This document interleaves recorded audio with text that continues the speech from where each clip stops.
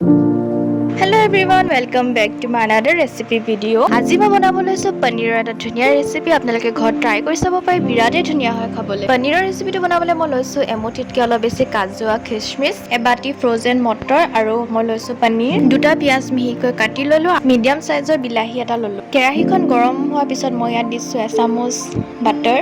বাটাৰত প্ৰথমতে পনীৰখিনি অলপ ফ্ৰাই কৰি ল'ম গোল্ডেন ব্ৰাউন নোহোৱালৈকে। পনীৰখিনি গোল্ডেন ব্ৰাউন হোৱাৰ পিছত মই প্লেট এখনত কাঢ়ি ললো আৰু সেই একেখন কেৰাহীতে মই ইয়াত ৰিফাইন অইল দিছোঁ আৰু এইখিনি গৰম হোৱাৰ পিছত মই ইয়াত দিছোঁ এচামুচতকৈ অলপ বেছি বাটাৰখিনি ভালকৈ মিক্স হোৱাৰ পিছত মই এতিয়া অথনি মিহিকৈ কাটি থোৱা পিঁয়াজখিনি দি দিছোঁ আৰু এইখিনি মই অলপ দেৰি ভাজি ল'ম। পিঁয়াজখিনি অলপ দেৰি ভজাৰ পিছত বিলাহী ইয়াত দি দিছোঁ আৰু দুইখিনি অলপ দেৰি ভাজি ল'ম। এতিয়া মই দুটা লং ইয়াত দি দিছোঁ, কাজু আৰু খিচমিচখিনিও মই ইয়াত এড কৰি দিছোঁ।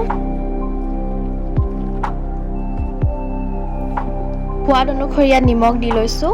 অলপ দেৰি ভাজি লোৱাৰ পিছত মই এইখিনি বাতি এটাত উলিয়াই লৈছোঁ আৰু এইখিনি অলপ দেৰি ঠাণ্ডা হ'বলৈ থৈ দিছোঁ। ঠাণ্ডা হোৱাৰ পিছত মই এইখিনি মিক্সাৰ গ্ৰাইণ্ডাৰত দি পেষ্ট এটা বনাই ল'লোঁ আৰু আপোনালোকৰ পেষ্টটো যদি ডাঠ হৈছে অকণমান পানী দি ল'ব পাৰে। আৰু এতিয়া মই কেৰাহীখনত অলপ ৰিফাইন অইল দি লৈছোঁ আৰু ইয়াত এচামুচ জিৰা দিছোঁ। জিৰা দিয়াৰ পিছত মই গোটেই পেষ্টখিনি দি লৈছোঁ আৰু অলপ দেৰি ল' ফ্লেমত লাহে লাহে ভাজি থাকিম।